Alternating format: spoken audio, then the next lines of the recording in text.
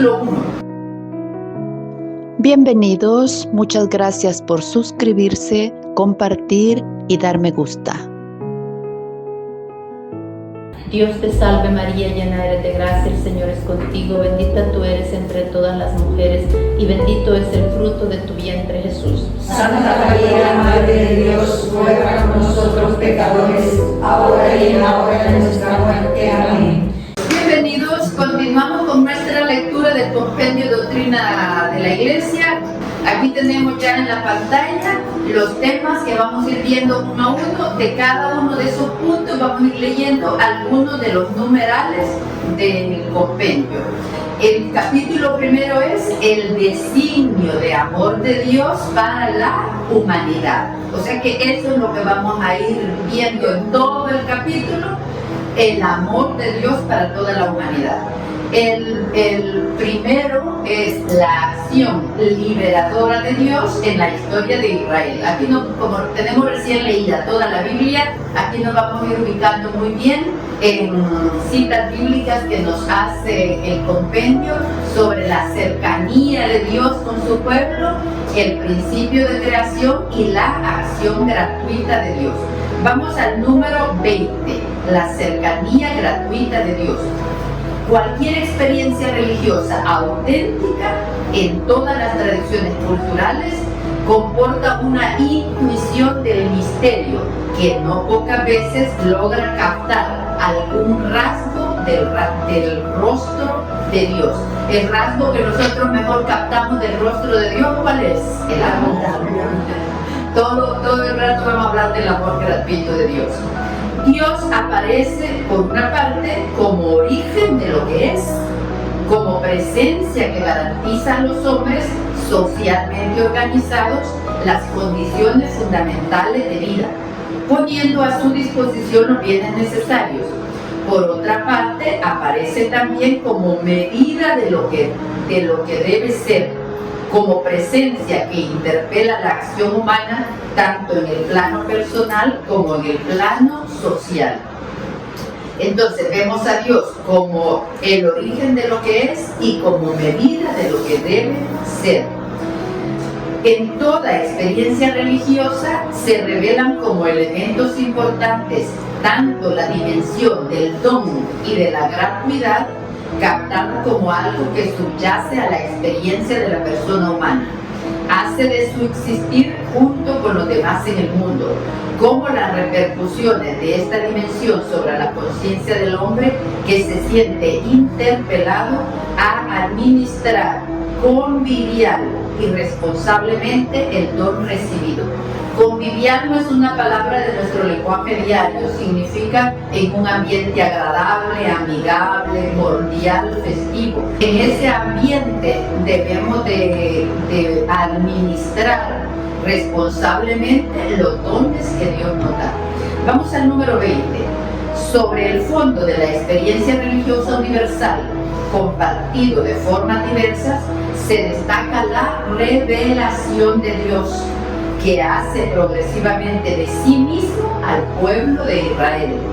Esta revelación responde de un modo inesperado y sorprendente a la búsqueda humana de lo divino, gracias a las acciones históricas puntuales e incisivas en las que se manifiesta el amor de Dios por el hombre. Muchas veces hemos comentado esto, que el hombre anda en busca de Dios, anda en busca de un ser superior en todas las culturas antiguas. De ahí vienen las mitologías, porque el ser humano busca a Dios. Según el libro del Éxodo, el Señor dirige a Moisés estas palabras: bien vista tengo la aflicción de mi pueblo en Egipto, y he escuchado su clamor en presencia de sus opresores, pues ya conozco sus sufrimientos. He bajado para librarle de la mano de los egipcios y para subirle de esta tierra a una tierra buena y espaciosa, a una tierra que emana leche y miel. Estamos viendo ahí el amor de Dios, el don gratuito de Dios. En el número 22, a la gratuidad del amor divino, históricamente eficaz, le acompaña constantemente el compromiso de la alianza propuesto por Dios y asumido por Israel en el monte Sinaí. La iniciativa de Dios se plasma en la alianza con su pueblo, al que da el decálogo de los mandamientos revelados por el Señor. Continuamos con el número 22, los 10 mandamientos que constituyen un extraordinario camino de vida e indican las condiciones más seguras para que la existencia liberada de la esclavitud del pueblo, contienen una expresión privilegiada de la ley natural. Los 10 mandamientos nos enseñan al mismo tiempo la verdadera humanidad del hombre, ponen de relieve los deberes esenciales y por tanto indirectamente los derechos fundamentales inherentes a la naturaleza de la persona humana. Connotan la moral universal, recordado por Jesús al joven rico del Evangelio. Los 10 mandamientos constituyen las reglas primordiales de toda vida social. A través de todo el compendio vamos a estar tratando las cuestiones sociales de nuestra vida. Y los 10 mandamientos también son un faro que ilumina nuestra conducta. Número 23. Del decálogo deriva un compromiso que implica no solo lo que se refiere a la fidelidad al único Dios verdadero, sino también las relaciones sociales dentro del pueblo de la alianza. Estas últimas están reguladas especialmente por lo que ha sido llamado el derecho del pobre. Si hay junto a ti algún pobre de entre tus hermanos, no endurecerás tu corazón, ni cerrarás tu mano a tu hermano pobre, sino que le abrirás tu mano y le prestarás lo que necesite para remediar su indigencia. Esto lo leímos hace ya varios meses en Deuteronomio 15, del 7 al 9. Todo esto vale también para el forastero. Cuando un forastero resida junto a ti en vuestra tierra, no le molestéis. Al forastero que reside junto a vosotros le miraréis como a uno de vuestro pueblo y lo amarás como a ti mismo, pues forasteros fuisteis vosotros en la tierra de Egipto. ¿Cómo le llamamos ahora a este fenómeno de ser forastero? La inmigración. Entonces aquí actualmente lo traduciríamos, ¿verdad? Los inmigrantes, ayudarle, cuidarlo, tratarlos como propios y no rechazarlos. Entonces son seres humanos con la misma dignidad nuestra. Vamos al número 24. Esta legislación indica que el acontecimiento salvífico del Éxodo y la fidelidad a la alianza representan no solo el principio que sirve de fundamento a la vida social, política y económica de Israel, sino también el principio regulador de las cuestiones relativas a la pobreza económica y a la injusticia social. Se trata de un principio invocado para transformar continuamente y desde dentro la vida del pueblo de la alianza, para hacerla conforme al designio de Dios, para eliminar las discriminaciones y las desigualdades provocadas por la evolución socioeconómica. Es el mismo reto para nosotros, eliminar las discriminaciones, las desigualdades provocadas y nuestro actuar diario que esté conforme al designio de Dios. Número 29. Los preceptos del año sabático y del año jubilar constituyen una doctrina social. Muestran cómo los principios de la justicia y la solidaridad social están inspirados por la gratuidad del evento de salvación realizado por Dios. Y no tienen solo el valor de correctivo de una práctica dominada por intereses y objetivos egoístas, sino que han de ser más bien, en cuanto a profecía futura, la referencia normativa a la que todas las generaciones en Israel deben conformarse si quieren ser fieles a su Dios. ¿Se acuerdan en qué consistía el año sabático? Que cada 7 años se le daba descanso a la tierra. Cada 7 años se le daba descanso a la tierra. Y el año jubilar, ¿cada cuántos años? 50. Cada 50 años, antiguamente era cada 50 años. Vamos a la letra B. principio de la creación y acción gratuita de Dios. 26. La reflexión profética y sapiencial alcanza la primera manifestación y la fuente misma del proyecto de Dios sobre toda la humanidad, cuando llega a formular el principio de la creación de todas las cosas por Dios. 27. En el actuar gratuito de Dios creador se expresa el sentido mismo de la creación, aunque esté oscurecido y distorsionado por la experiencia del pecado. La narración del pecado de los orígenes, en efecto, describe la tentación permanente y al mismo tiempo la situación de desorden en que la humanidad se encuentra tras la caída de nuestros primeros padres. Desobedecer a Dios significa apartarse de su mirada de amor y querer administrar por cuenta propia la existencia y actuar del mundo. Esa es la tentación, que nosotros queremos actuar por cuenta propia, no cumplir la voluntad de Dios, sino la voluntad propia.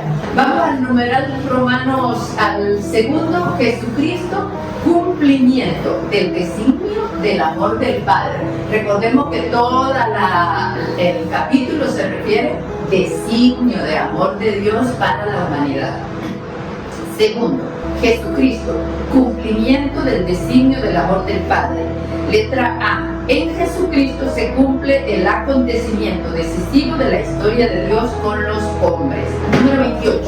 La benevolencia y la misericordia que inspiran el actuar de Dios y ofrecen su clave de interpretación se vuelven tan cercanas al hombre que asumen los rasgos del hombre Jesús, el verbo hecho carne. En la narración de Lucas, Jesús describe su ministerio mesiánico con las palabras de Isaías, que reclaman el significado profético del jubileo. El Espíritu del Señor sobre mí, porque me ha ungido para anunciar a los pobres la buena nueva. Me ha enviado a proclamar la liberación a los cautivos y la vista a los ciegos, para dar la libertad a los oprimidos y proclamar un año de gracia del Señor. Lo encontramos en Isaías.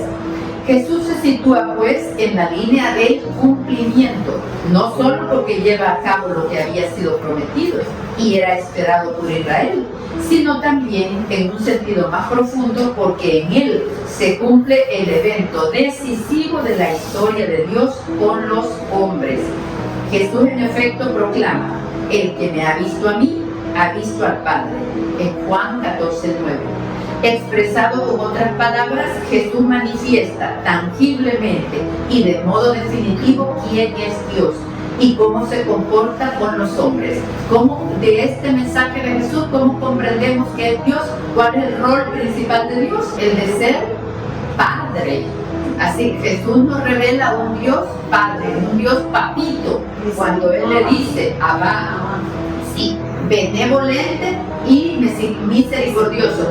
Si nosotros estamos hechos a imagen y semejanza de Dios, podemos tomar este reto, actuar con benevolencia y misericordia siempre. Estamos en el número 29. El amor que anima el ministerio de Jesús entre los hombres es el que el Hijo experimenta en la unión íntima con el Padre. El Nuevo Testamento nos permite penetrar en la experiencia que Jesús vive y comunica del amor de Dios a su Padre, a Juan, y por tanto en el corazón mismo de la vida divina. Jesús anuncia la misericordia liberadora de Dios en relación con aquellos que encuentran en su camino, comenzando por los pobres, los marginados, los pecadores, e invita a seguirlo, porque Él es el primero que de modo totalmente único obedece el designio de Dios como su enviado en el mundo. Y ese también es nuestro llamado, obedecer el designio de amor de Dios. Seguimos siempre en el número 29. La conciencia que Jesús tiene de ser el Hijo expresa precisamente esta experiencia originaria. El Hijo ha recibido todo y gratuitamente del Padre. Todo lo que tiene el Padre es mío, dice Juan 16:15.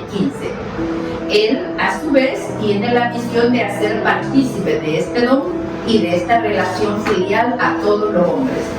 No llamo ya siervos, porque el siervo no sabe lo que hace su amo. A vosotros os he llamado amigos, porque todo lo que he oído a mi Padre os lo he dado a conocer. Reconocer el amor del Padre significa para Jesús inspirar su acción en la misma gratuidad y misericordia de Dios, generadora de vida nueva y de convertirse así con su misma existencia al ejemplo y modelo para sus discípulos. Estos están llamados a vivir como Él y después de su Pascua, de muerte y resurrección, a vivir en Él y de Él. Gracias al don sobreabundante del Espíritu Santo, el Consolador que interioriza en los corazones el estilo de vida de Cristo mismo. Es el mismo llamado a nosotros, vivir en Él y de Él. Vamos a la letra B, la revelación de amor trinitario, 30. El testimonio del Nuevo Testamento, con el asombro siempre nuevo de quien ha quedado deslumbrado por el amor de Dios, capta en la luz de la revelación plena del amor trinitario ofrecida por la Pascua de Jesucristo, el significado último de la encarnación del Hijo y su misión entre los hombres. San Pablo escribe: si Dios está por nosotros, ¿quién contra nosotros? El que no perdonó ni a su propio Hijo, antes bien lo entregó por todos nosotros, ¿cómo no nos dará con Él graciosamente todas las cosas? Qué buen pensamiento. Si nos dio a su Hijo, si entregó a su propio Hijo por nosotros, ¿qué nos puede negar? Solo nos va a negar aquello que nos aleja de Él, que nos aleja de nuestro bien último, que nos va a hacer daño. Es lo único que nos podría negar. Un lenguaje semejante usa también San Juan. En esto consiste el amor, no en que nosotros hayamos amado a Dios, sino en que Él nos amó y nos envió a su Hijo como propiciación por nuestros pecados. No nos lo mandó de premio por lo buenos que éramos, nos lo mandó para rescatarnos y para redimirnos también del pecado. Número 31. El rostro de Dios, revelado progresivamente en la historia de la salvación, resplandece plenamente en el rostro de Jesucristo crucificado y resucitado. Dios es Trinidad, Padre, Hijo y Espíritu Santo, realmente distintos y realmente uno, porque son comunión infinita de amor. Quizás ni con nosotras mismas somos capaces de vivir en unión infinita de amor. A veces nosotras mismas nos reprochamos, nos castigamos, nos reprendemos y estamos llamadas a vivir también con nosotras mismas y con el prójimo en un amor infinito, en una comunión infinita de amor. Sí. Continuamos en el número 32. Contemplando la gratuidad y la sobreabundancia del don divino del Hijo por parte del Padre, que Jesús nos ha enseñado y atestiguado, ofreciendo su vida por nosotros, el apóstol Juan capta el sentido profundo y la consecuencia más lógica de esta ofrenda. Queridos, si Dios nos amó de esta manera, también nosotros debemos amarnos unos a otros. A Dios nadie le ha visto nunca.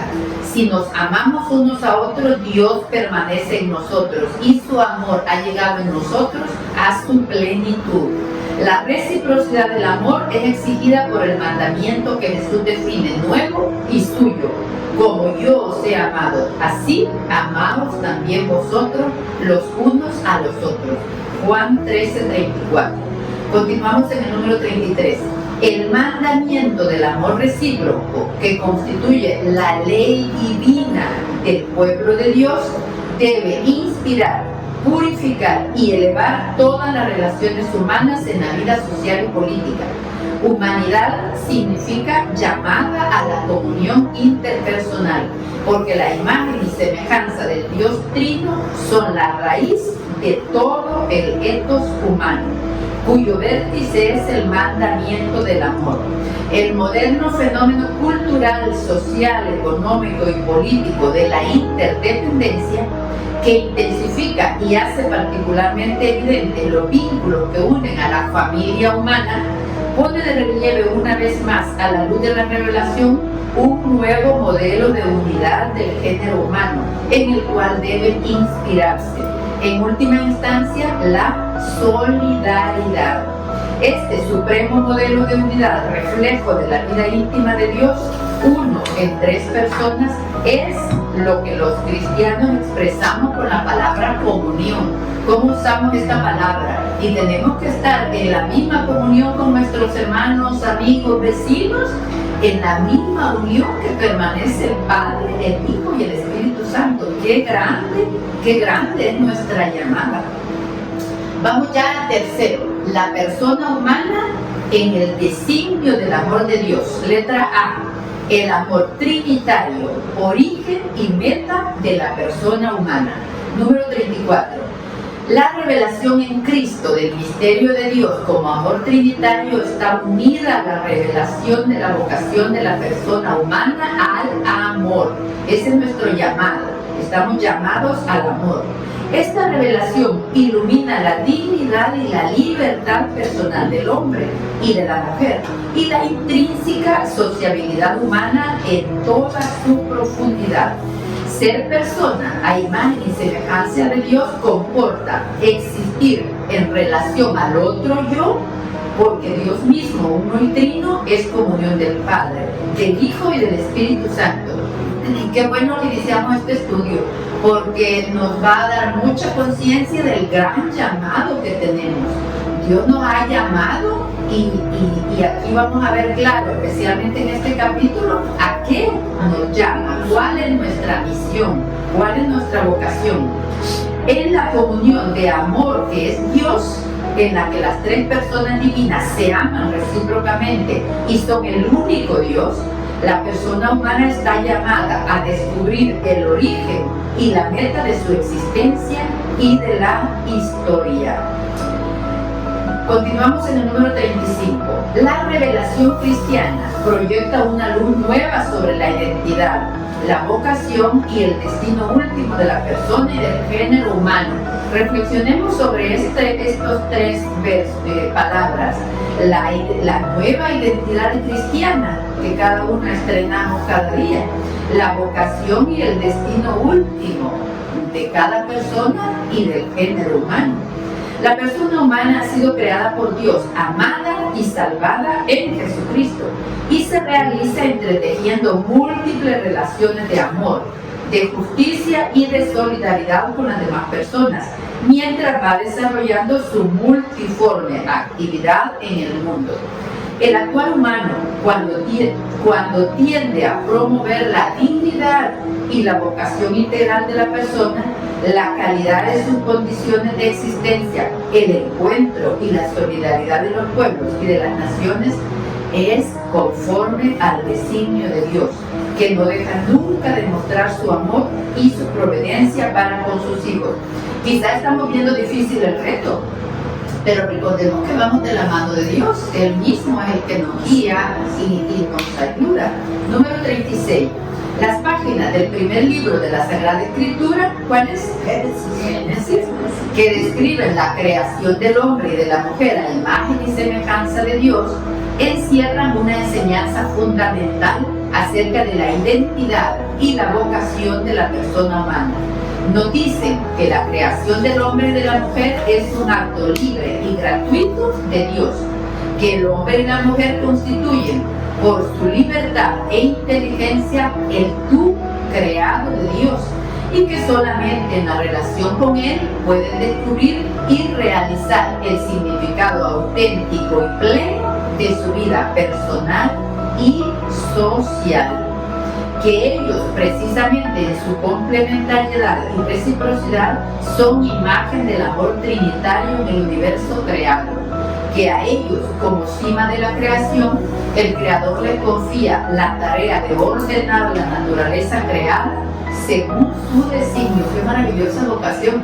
Espero que nos enamoremos un poquito más de nuestra propia vocación, de nuestro propio llamado. Vamos ya al numeral B, la salvación cristiana para todos los hombres y de todo el hombre. Número 38. La salvación que, por iniciativa de Dios Padre, se ofrecen en Jesucristo y se actualiza y difunde por la obra del Espíritu Santo, es salvación para todos los hombres y de todo el hombre. Es salvación universal e integral. Concierne a la persona humana en todas sus dimensiones, personal y social, espiritual y corpórea, histórica y trascendente. Comienza a realizarse ya en la historia porque lo creado es bueno y querido por Dios y porque el Hijo de Dios se ha hecho uno de nosotros. Pero el cumplimiento tendrá lugar en el futuro que Dios nos reserva, cuando, junto con toda la creación, seremos llamados a participar en la resurrección de Cristo y en la comunión eterna de vida con el Padre, en el gozo del Espíritu Santo. Algún día vamos a disfrutar de estas palabras que estamos leyendo. Número 39. La salvación que Dios ofrece a sus hijos requiere su libre respuesta y adhesión. Ahí está el detalle, que nos hizo libres y no siempre le correspondemos como Él espera. Incluso no siempre correspondemos como nosotras mismas quisiéramos.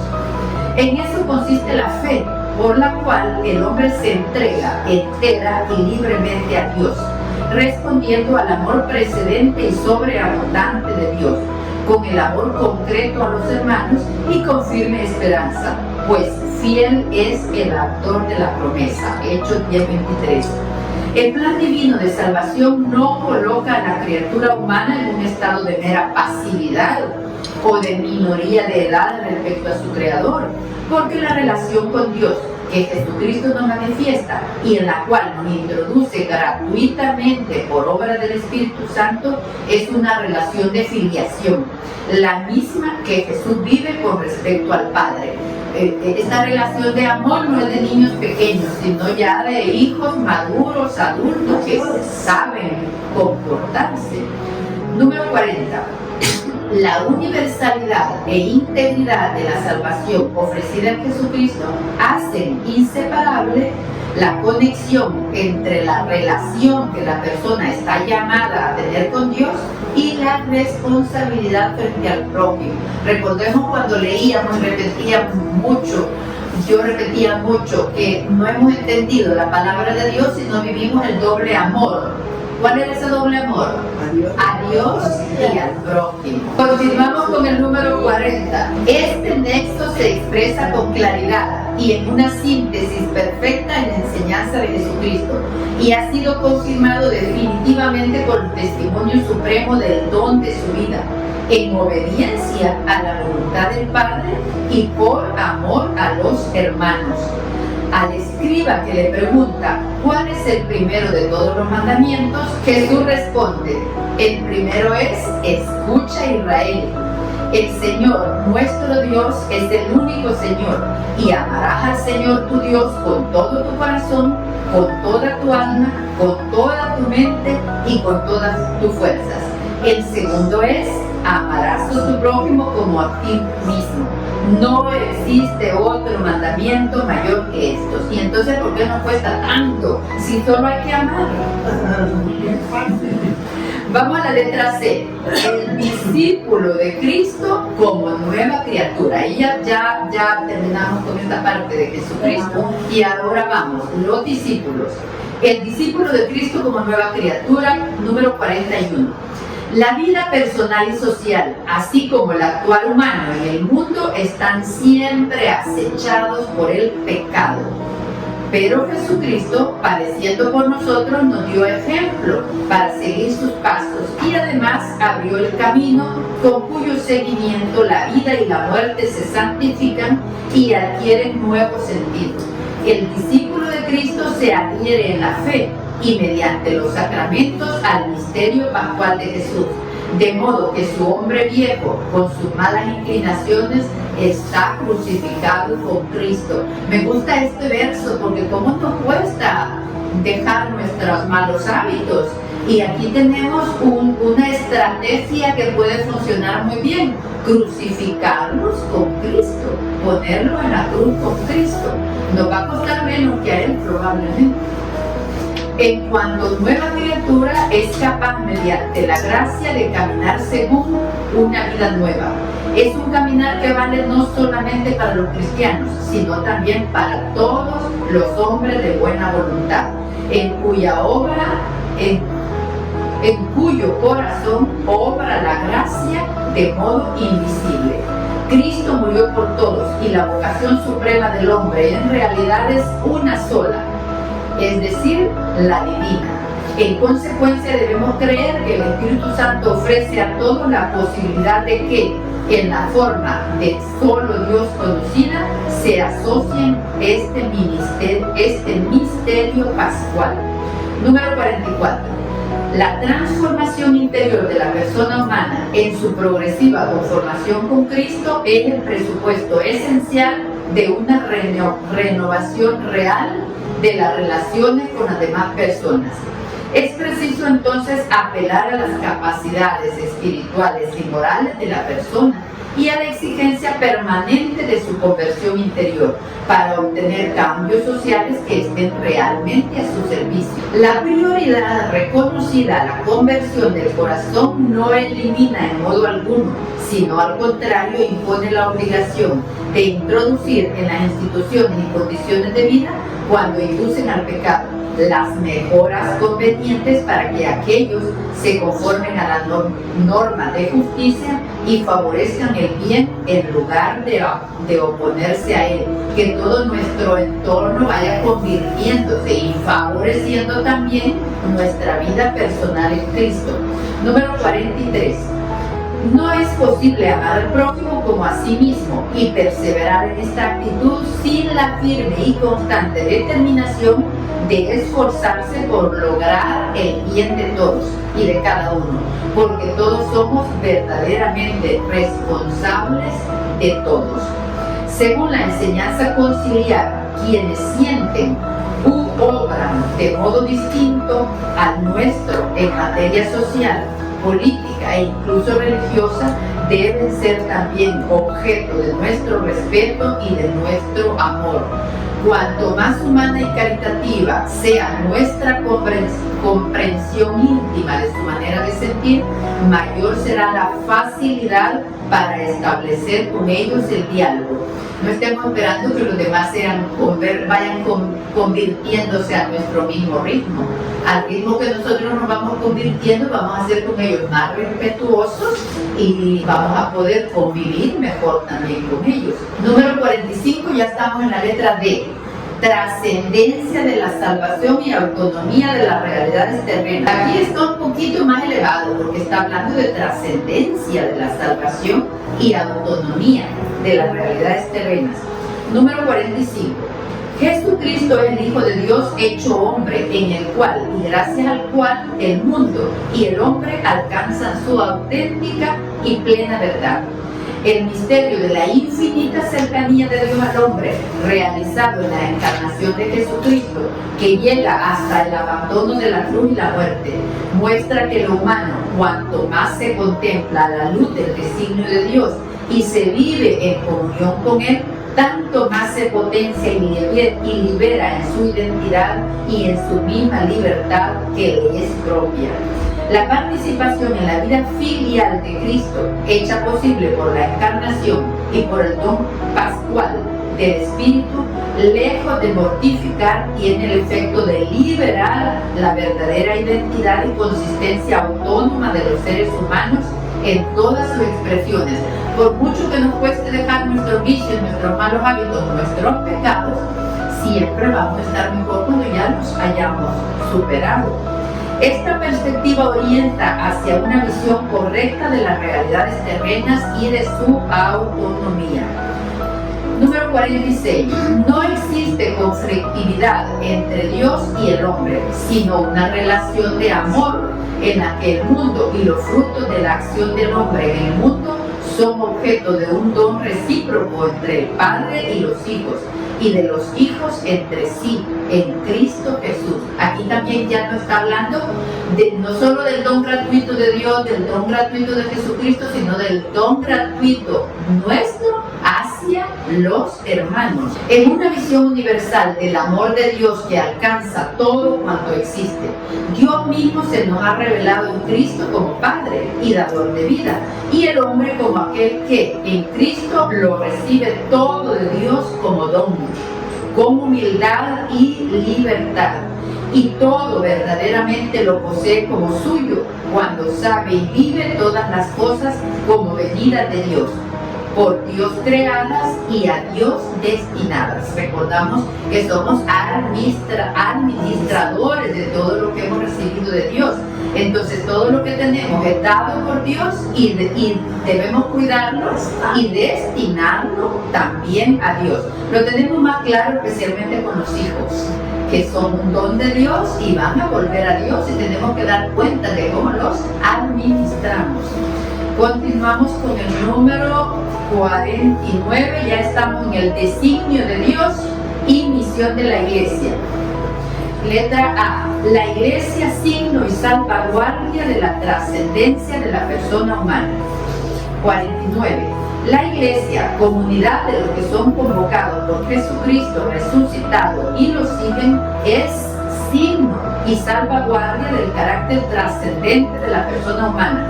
Recién cuando empezaba la clase nos dijo Daisy, nosotros somos la iglesia. Entonces acá está hablando también de nuestro llamado. La iglesia es en Cristo como un sacramento, o sea, signo e instrumento de la unión íntima con Dios y de la unidad de todo el género humano.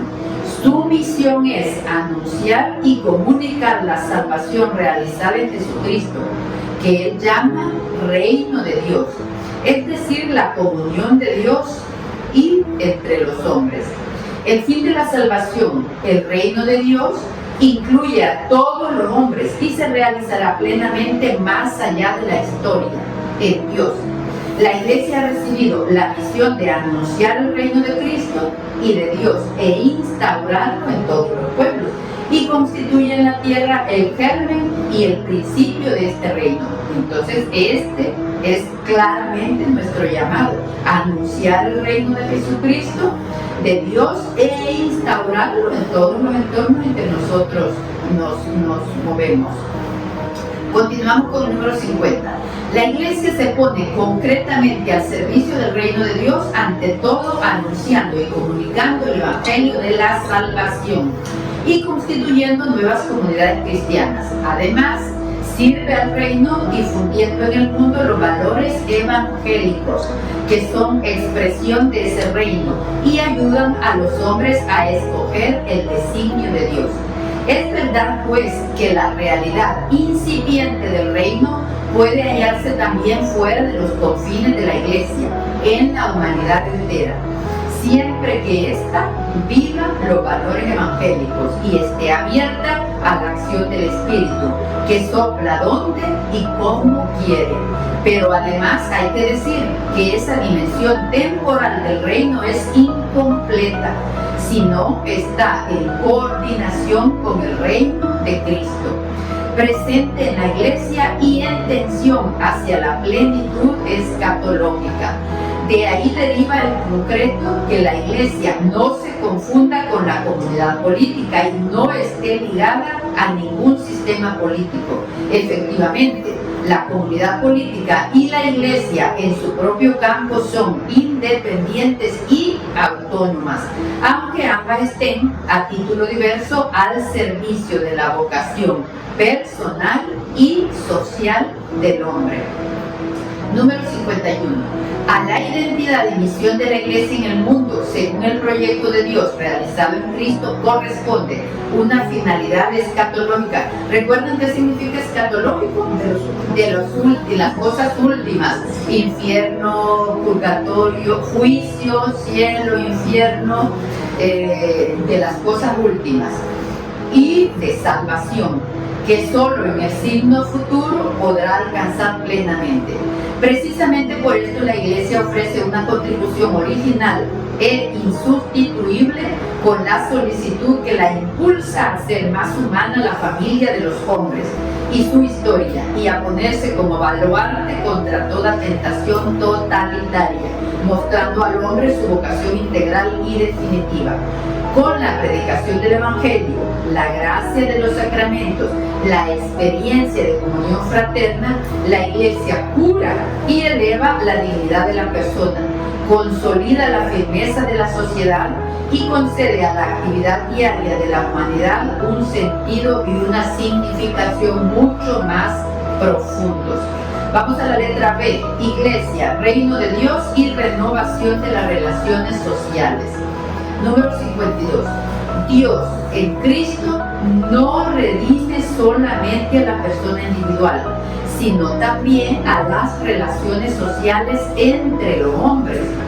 Como enseña el apóstol Pablo, la vida en Cristo hace brotar de forma plena y nueva la identidad y la sociabilidad de la persona humana, con sus consecuencias concretas en el plano histórico, pues todos sois hijos de Dios por la fe en Cristo Jesús. En efecto, todos los bautizados en Cristo os habéis revestido de Cristo.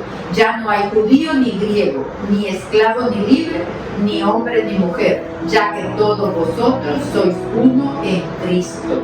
Esto lo leímos en Gálatas 3, del 26 al 28. Número 53.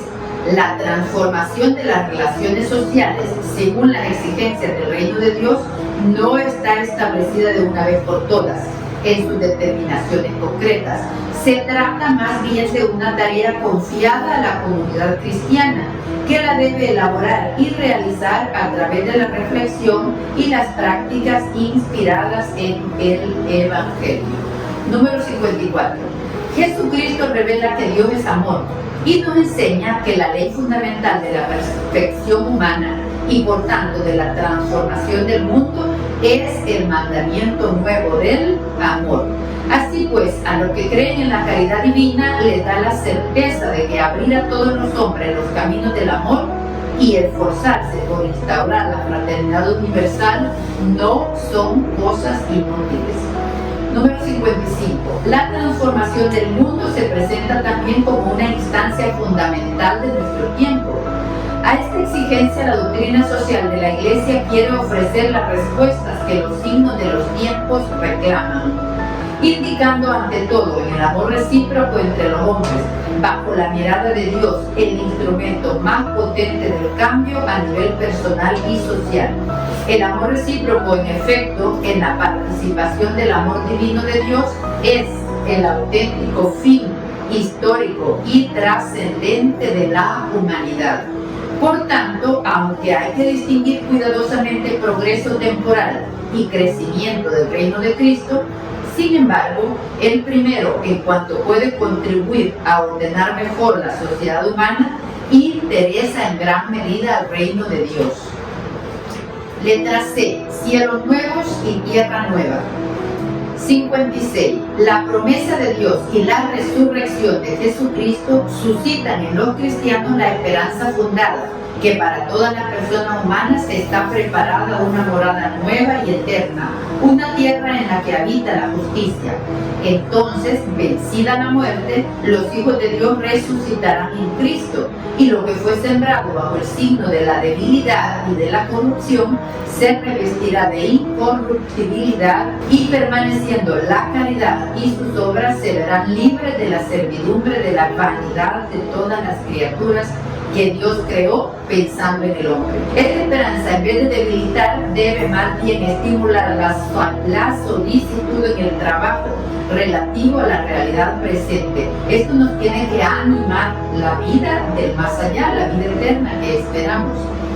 Continuamos en el 57. Los bienes como la dignidad del hombre, la fraternidad y la libertad, todos los frutos buenos de la naturaleza y de nuestra laboriosidad, difundidos por la tierra en el Espíritu del Señor y según su precepto, purificados de toda mancha, eliminados y transfigurados, pertenecen al reino de la verdad y de vida, de santidad y de gracia, de justicia, de amor y de paz, que Cristo entregará al Padre y de donde nosotros nos volveremos a encontrar.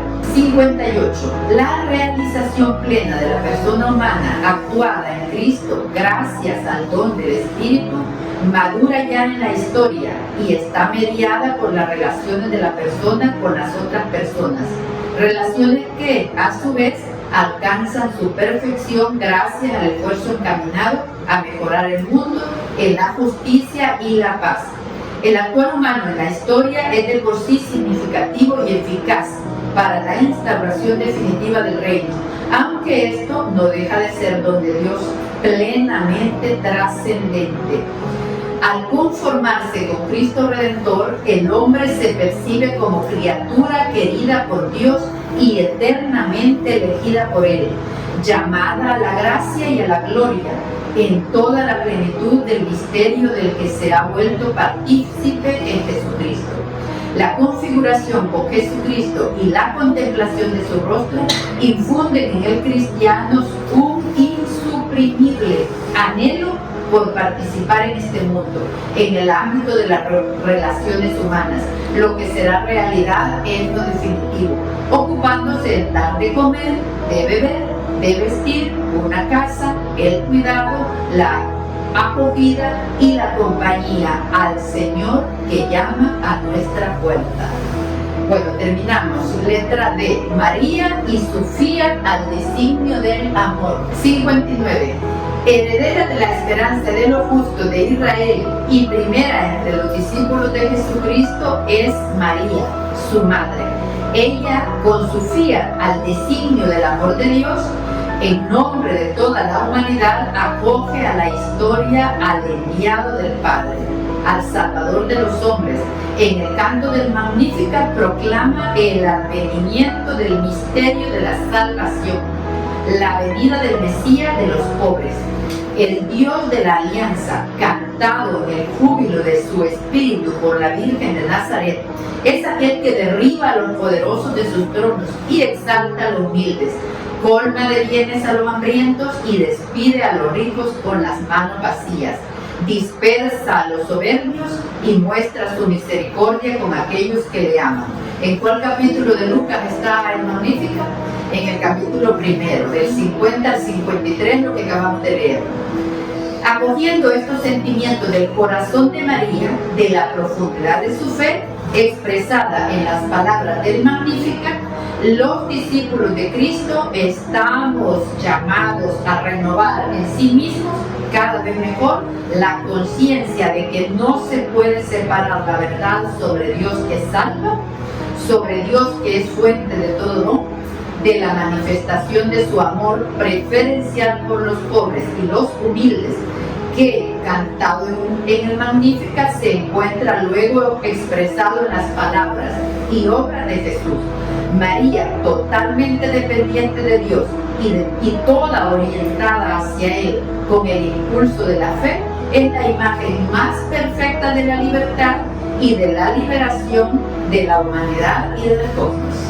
Muy bien, ya terminamos el capítulo 1. Dios te salve María, llena eres de gracia, el Señor es contigo, bendita tú eres entre todas las mujeres y bendito es el fruto de tu vientre Jesús. Santa María, Madre de Dios, ruega por nosotros pecadores, ahora y en la hora de nuestra muerte. Amén.